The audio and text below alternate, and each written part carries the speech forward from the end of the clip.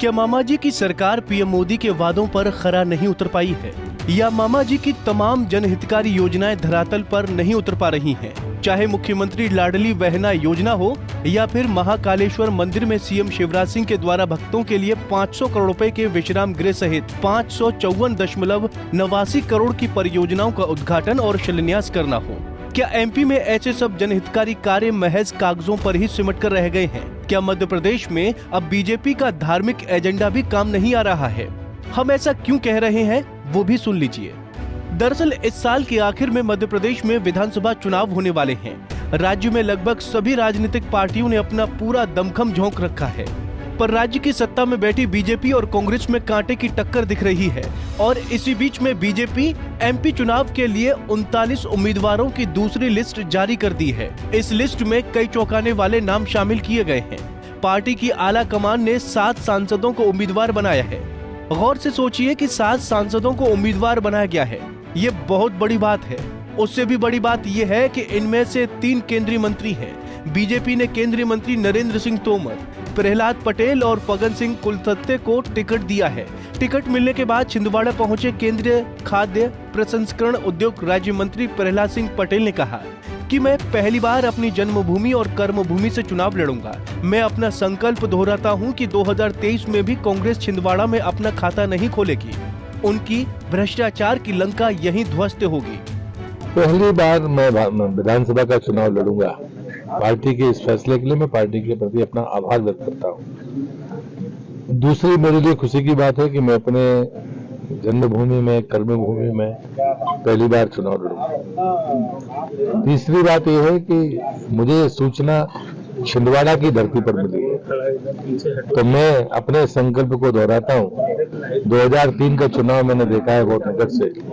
अब 2003 में ये परिस्थिति है कि मैं राज्य की राजनीति में या विधानसभा के लिए पहला चुनाव लड़ रहा हूं।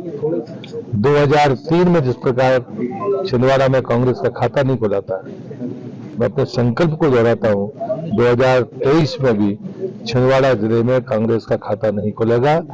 ये भ्रष्टाचार की लंका यहीं पर ध्वस्त होगी। समय पूरा हो गया है यहाँ पर कांग्रेस का भी और कांग्रेस के नेताओं का भी। बता दें कि नरेंद्र सिंह तोमर एमपी की दिमनी सीट से, प्रहलाद पटेल नरसिंहपुर सीट से, फग्गन सिंह कुलस्ते निवास सीट से, सतना से सांसद गणेश सिंह सतना सीट से, सीधी से सांसद रीति पाठक सीधी सीट से, सांसद उदय प्रताप सिंह गाडरवारा सीट से, राकेश सिंह जबलपुर पश्चिम सीट से विधानसभा चुनाव लड़ेंगे। जानते हैं इनमें से ज्यादातर नेता अपनी लोकसभा सीट पर कई बार से जीत दर्ज करते आ रहे हैं। इसको देखकर ये कहा जा सकता है कि बीजेपी इस बार एमपी के इलेक्शन में फूंक फूंक कर कदम रख रही है। बीजेपी महासचिव कैलाश विजयवर्गीय को भी बीजेपी ने एमपी विधानसभा चुनाव में उम्मीदवार बनाया है। टिकट की घोषणा होने के बाद इंदौर में संवाददाता सम्मेलन को संबोधित करते हुए कैलाश विजयवर्गीय ने कहा कि हालांकि मैंने कहा था कि मैं चुनाव नहीं लड़ना चाहता, लेकिन मुझे एक दिन पहले पार्टी नेताओं से निर्देश मिले।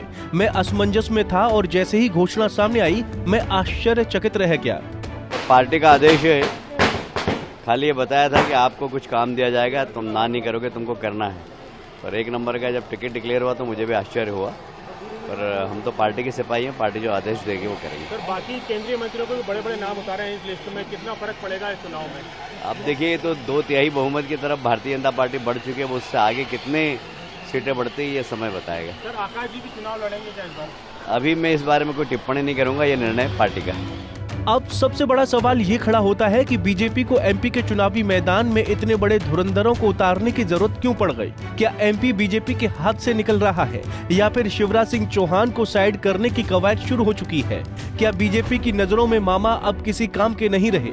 ऐसे तमाम सवाल हैं। उधर कांग्रेस भी एमपी की जनता को लुभाने में पूरी तरह से लगी हुई है। पूर्व सीएम कमलनाथ ने प्रदेश की जनता को चुनावी एजेंडे के तहत 11 वचन दिए हैं और बीजेपी की तरफ से जारी हुई उम्मीदवारों की दूसरी लिस्ट पर जमकर पलटवार किया है। कमलनाथ ने ट्वीट करते हुए लिखा, दूसरी लिस्ट पर एक ही बात फिट है, नाम बड़े और दर्शन छोटे। भाजपा ने मध्य प्रदेश में अपने सांसदों को विधानसभा की टिकट देकर साबित कर दिया है कि भाजपा ना तो 2023 के विधानसभा चुनाव में जीत रही है और ना 2024 के लोकसभा चुनाव में। इसका सीधा अर्थ ये हुआ कि वो ये मान चुकी है कि एक पार्टी के रूप में तो वो इतना बदनाम हो चुकी है कि चुनाव नहीं जीत रही है। तो फिर क्यों न तथाकथित बड़े नामों पर ही दाव लगाकर देखा जाए। अपने को दुनिया की सबसे बड़ी पार्टी कहलाने वाली भाजपा को जब आज ये दिन देखने पड़ रहे हैं कि उसको लड़वाने के लिए उम्मीदवार ही नहीं मिल रहे हैं, तो फिर वोट देने वाले कहां से मिलेंगे। भाजपा आत्मविश्वास की कमी के संकट काल से जूझ रही है। अब की बार भाजपा अपने सबसे बड़े गढ़ में सबसे बड़ी हार देखेगी। कांग्रेस भाजपा से दोगुनी सीट जीतने जा रही है। भाजपा की डबल इंजन की सरकार डबल हार की ओर बढ़ रही है। एमपी विधानसभा चुनाव 2023 के लिए बीजेपी की दूसरी लिस्ट ने ये बिल्कुल साफ कर दिया है कि इस बार का मुकाबला बड़ा ही दिलचस्प होने वाला है। Bureau report, Punjab Kesari TV. हमसे जुड़े रहने के लिए हमारे YouTube चैनल को सब्सक्राइब करें और नई वीडियो की नोटिफिकेशन के लिए बेल आइकॉन को दबाएं।